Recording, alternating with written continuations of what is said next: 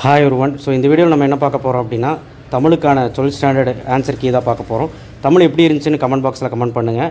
எனக்கு தெரிஞ்சு ஈஸியாக இருந்துச்சு. நம்ம சொன்ன கொஷின்ஸ் எல்லாம் வந்துச்சான்னு கமெண்ட் பாக்ஸில் கமெண்ட் பண்ணுங்கள்.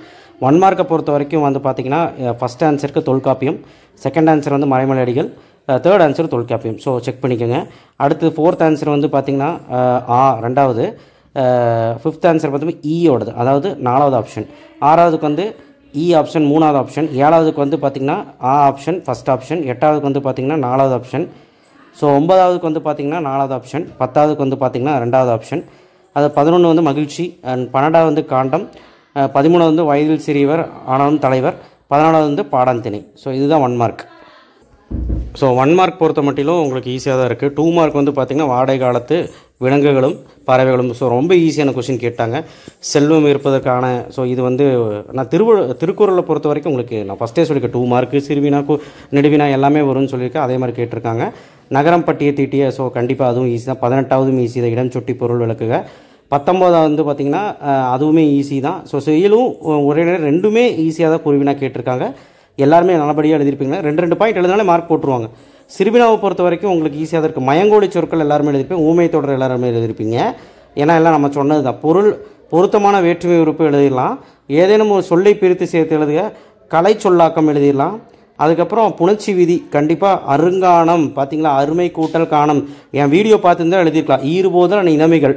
ஸோ அடுத்து ஏதேனும் ஒன்றுக்கு பகுதல் சாற்றி சாப்பஸ். இது நீங்கள் சொல்லுங்கள் பார்க்கலாம்.